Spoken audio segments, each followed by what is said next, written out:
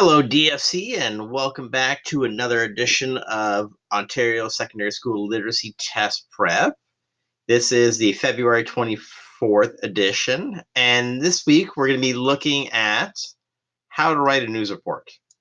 So this should be review for you if you've taken grade 9 and grade 10 English, but I'm just going to remind you on how to succeed for this part of the test because it will be 1/4 of your test mark. So first things first, watch a video, and I'll post a link here. And then on slides 3 to 10, I have examples of real life submissions of various scores, and also an explanation of how the test will look, or this part of the test will look, and how it will be marked. And then I just want you to read through the remainder of the slides by Wednesday, March 3rd, so that's next week.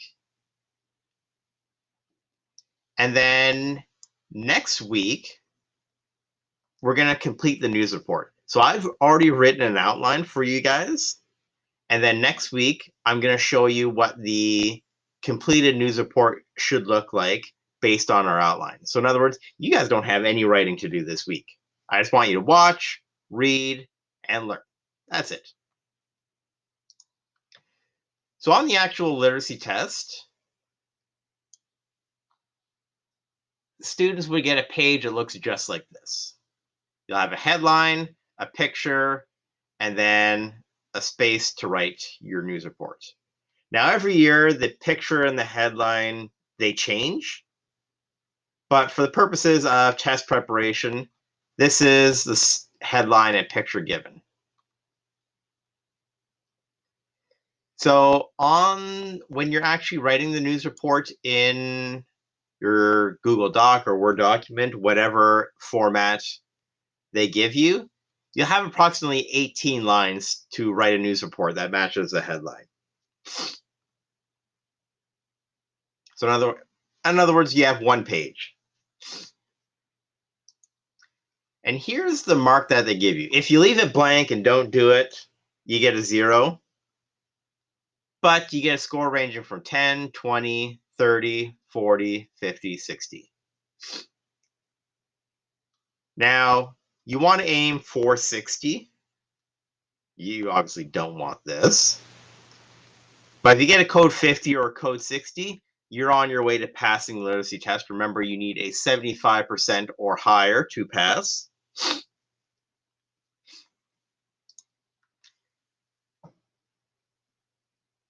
So this is what a low scoring one looks like.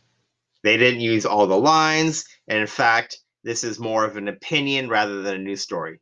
You're building a kind of a short story that sounds like it could be a real life news story. That's the key. You're not there to provide an opinion, like in the short response. You're here to create a very short story that sounds like a news report. So please read through these on your own. And you don't want a 10, you don't want 20, you don't want 30, you don't want 40. I'm going to say you don't even really want 50, but you want something that looks like this.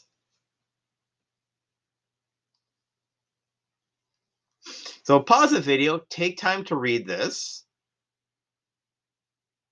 The names of people and places have been blacked out. Doesn't matter anyway because we can just make up these details. So take some time to read code 60 and also the explanation for why it got such a high score. And you can even read the other ones just to see why they got the scores that they received. And then when you're ready, we can resume the video. All right. So if you're continuing with this section, I assume you have read the other news reports. So the way I teach how to write a news report is I break it down into 3 paragraphs. Your first paragraph is called the lead. And this is where you introduce your news story by answering the 5 W's and 1 H, the who, what, where, when, why, and how. And these are all details you just make up for the story. It doesn't have to be based in reality. You can make it whatever you want. So who is the story about? Well, I picked something close to reality, grade 9 to 12 students at DSC High School. And what did they do?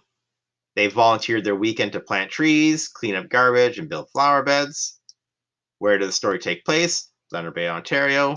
When did it happen? I just picked a date. Why do they want to improve the school grounds? Nope. And how do the students raise money? Well, they raise money through bake sales, raffles, and car washes. So when I actually go to write this, it'll probably be 3 or 4 sentences in length. And I'm just taking these ideas and I'm going to turn them into full sentences. I don't need a sentence per idea. I can actually combine multiple answers into one sentence. And in news reports, if you look here, paragraphs are shorter. I would say if you have 3 to 4 sentences per paragraph, remember you only have 18 lines, you'll be fine. So your first paragraph is the lead. That's where you answer the who, what, where, when, why, and how. Your second paragraph you just include quotations from people who would be involved in the story. So these are all details you just make up on your own. On the actual literacy test, you'll be given a different headline and a different picture. So you're not going to write about this particular story. You just make up a story based on whatever headline they give you. So I just made up these quotations and the people involved. We don't have a Sam Keesick at the school. We don't have a Ken Anderson. We do have a Sharon Anderson. She's a principal, though. So you can take a little bit from reality, a little bit from fiction to create your news story. Sorry, my nose is just really itchy today. And lastly, we have what's called your additional details, or in news writing, it's called the tail because it comes at the end. Your third paragraph is where you want any additional details that can be used to complete your story. So you just make up some details that just help complete your story. I said that $2,000 worth of gardening supplies was donated to the school by Canadian Tire and Home Depot. Staff and other community volunteers treated the students with drinks and snacks while they worked on beautifying. Beautifying just means making beautiful the school grounds. And then I decided to end off with a quote. According to Miranda Tate, one of the students who volunteered, our next goal is to help renovate the school interior so it's as nicely updated as the exterior. Interior just means inside. Exterior means outside.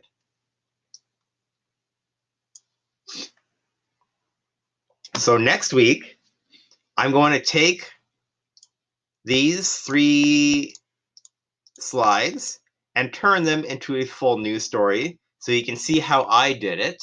And then when we get to the actual literacy test, you'll have a new headline, a new picture.